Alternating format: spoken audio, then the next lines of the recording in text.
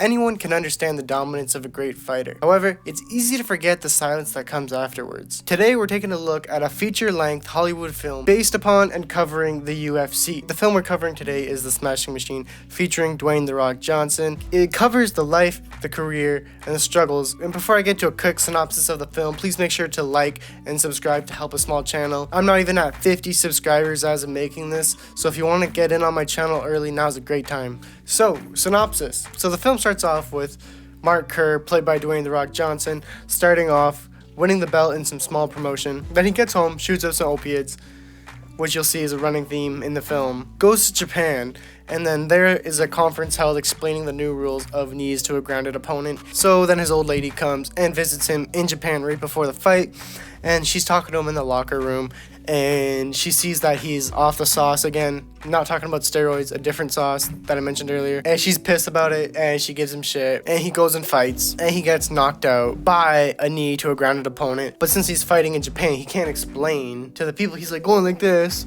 but he can't explain to the people because they're all speaking Japanese only. That was an illegal move. And I guess people are forgetting, most likely because the rule was so newly implemented. Then he walks right past his old lady, ignoring her, showing the problems they're having in their relationship. And then he goes back to the locker room, talks with his coach and doctors and stuff. Then he gets back to America, and then he's trying to get more sauce, which he does, and then he goes and does it. Then he goes and fights with his old lady about it again, but this time he goes to rehab. And after he gets back, things are good with his old lady, but there's scenes of him kind of acting like disconnected and a little bit empty around his old lady, which I'm not sure if this is just me, but I don't understand what it's exactly showing here. Like, is it supposed to be CTE?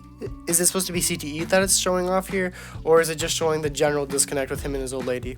And then, of course, they fight about it. And now we move into scenes of him training with Bas Rutten, where when they're training, Bas Rutten starts having these pains. And then I guess since Mark Kerr is a junkie, he has them on him in the gym, so he gives the morphine or whatever it is to Bas Rutten. And then he goes back to Japan and gets a knockout win. And this is in the Pride promotion, which, as you know, I think UFC either bought the rights to Pride or just bought Pride out in its entirety, so that's cool. When he gets back to America, he goes gay and gets a gay... What the fuck? When he gets back to America, he goes bald and then gets a gay ear piercing, and then, yeah, fights with his old lady again, where she tries to do this to herself. And then we have Mark Kerr returning to Japan for the final time. This time he has a sick goatee, looks way better than the look he had before. And now he's doing a tournament alongside Mark Coleman, where I believe it's supposed to show scenes of Mark Kerr feeling like he's living in Mark Coleman's shadow, I think, because there's a scene where they walk out to go greet the fans on the street, and Mark Coleman is all reluctant about it, but like Mark Kerr pushes him to go, like, let's go see them. And you can see that Mark Coleman's getting a way bigger pop than Kerr, but it's like Mark looks like actually happy for Coleman. Like, I'm not sure what it's showing us. I don't think it's showing us that he thinks he's living in Coleman's shadow, so that's why I'm kind of confused about the scene. And then Mark loses this tournament to a Japanese guy, which is like actually a kind of a sad moment, because Mark Coleman was in the tournament as well, and they were looking to fight each other, and it seemed like there was a lot of hype about that because everyone knows that they're training partners and buddies. Like I said, with the fans, it seemed like Mark was like actually genuinely good, happy for Cole, and then that's the same thing here where Mark seems to take the loss very well, and then he's happy that Coleman is going on to the final of the tournament. And then one of my favorite parts of the movie, and then the last scene of the movie, which I like, is modern day real life Mark Kerr, played by himself, and he's just grocery shopping, and it's like there's nothing going on. He's just grocery shopping, gets into his truck, and then he breaks the fourth wall, waves to the camera by. And I like the scene. Something about it was cute, you know. And then personally, I don't really know who Mark Kerr was, so it was cool to put a face to the name that wasn't Dwayne "The Rock." And so now getting into my opinions with the good and the bad of the movie. And of course, like I said, this is just my opinion. I'm not a film critique. I don't even really watch too many movies, so this is just, you know, my opinion, my surface level opinion. So anyways, the bad. A lot of long drawn out scenes, and the movie in general is kind of long. It does this thing where it's like 3 or 4 times where these just like these drawn out scenes for no reason, it seems like. There is one scene I actually do think where it's kind of good that it does these long drawn out scenes, and that's where he loses to knee to the grounded opponent in Japan, and we see him, like I said, walk past his old lady, and then he gets into the elevator, and we kind of just watch him just stand in the elevator and then walk to go see medical. I like that one. That makes sense. But the other scenes that are long and drawn out are not like that. I think that scene is good because we kind of have to sit with the loss too, just like how he's having to. I'm going to kind of repeat myself with these next few points, but like the movie doesn't have much direction. And it has a lot of scenes without resolution. One of these is the scene with Boss Rutan, right? Where I mentioned Boss has those chronic pains and then Mark Kerr gives him the sauce. What was the point of that?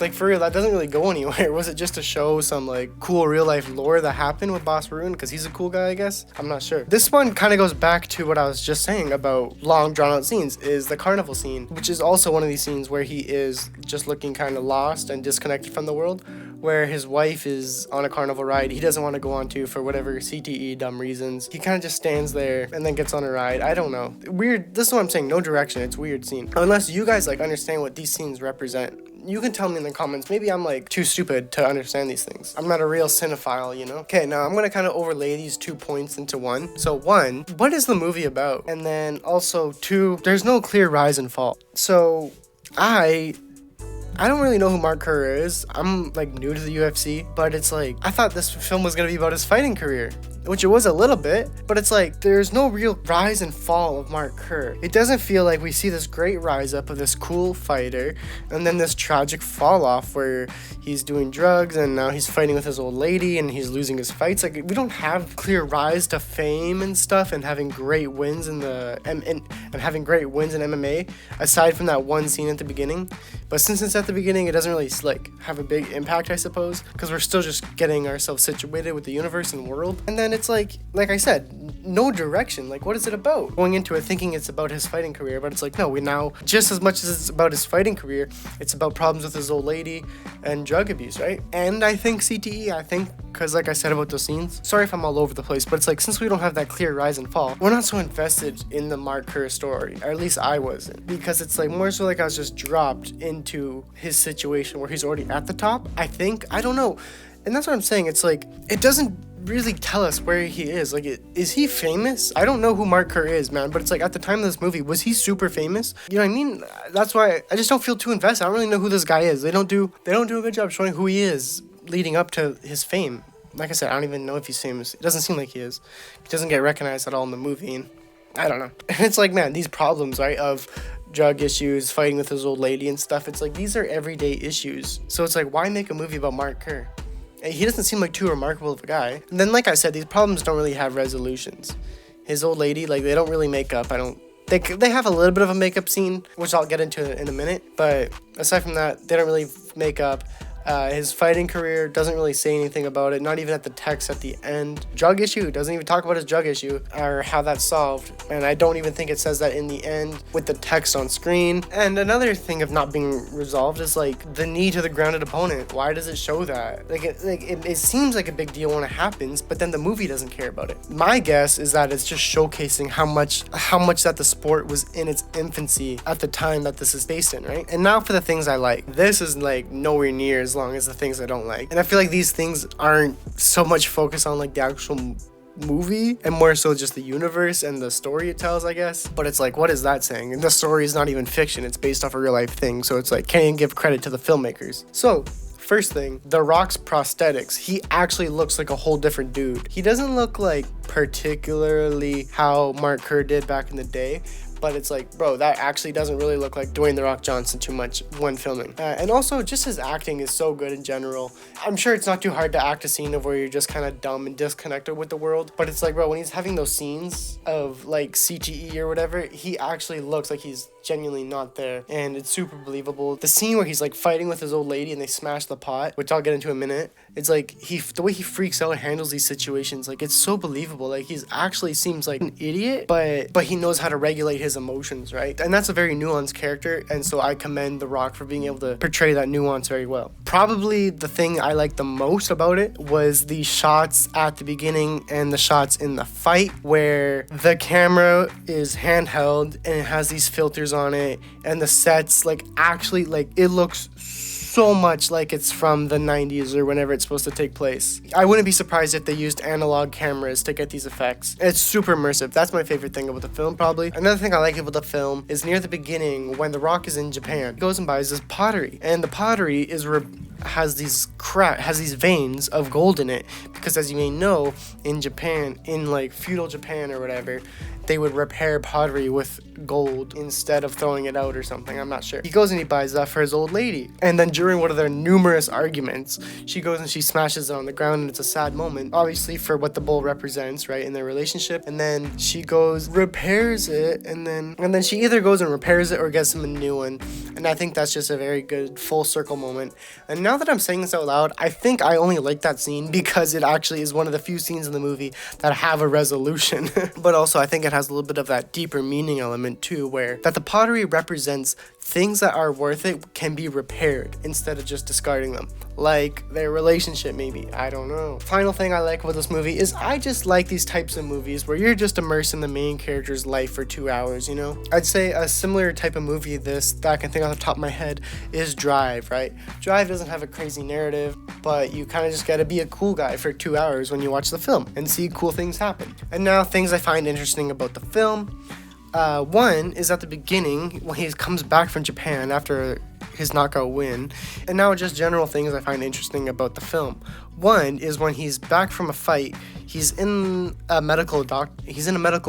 doctor's office, and he doesn't have insurance to pay for his medication. And I thought that's interesting because is there some other thing it's saying, or is it showcasing the fact that fighters don't have insurance yet? Because the way it works in modern day is the UFC will pay for any injuries sustained or any medical care from injuries sustained within the octagon, right?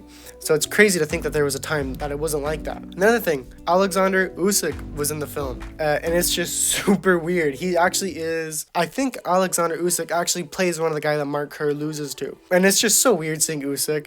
As you can imagine, he doesn't have any dialogue, or very little dialogue at least. And I kind of touched on this before, but the movie does a good job of displaying how much the sport is in its infancy at this time. With things like the insurance, a good example is Mark Kerr, when he loses to a guy in Japan. I believe it was the last fight with a tournament that Mark Coleman was in. When Mark Kerr takes that loss, that was the first time that Pride was broadcasted in North America, which I think is really cool.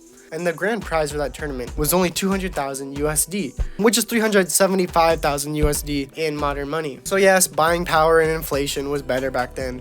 However, that's still not too much money for a whole tournament. Mid-tier level fighters are making that in the UFC now, let alone for winning a whole tournament with multiple fights. But other than that, I thought it was a mad movie. The reason I made this video was because I think it went very under the radar, and it's like cool for and it was very cool to see our sport on display like this in such a, like, this is literally a Hollywood film, right? So it's cool to see our sport getting like attention like this. And so since I think it went so much under the radar, I figured I could cover, maybe bring some light to it. As you can probably tell by how long the things I didn't like versus the things I did like about the film, how long those sections were, you can probably tell how much I didn't like this film. I'm not saying I hated it or anything, I'm just saying I didn't like it. I'd probably give it like a 5 or a 5.5 out of 10.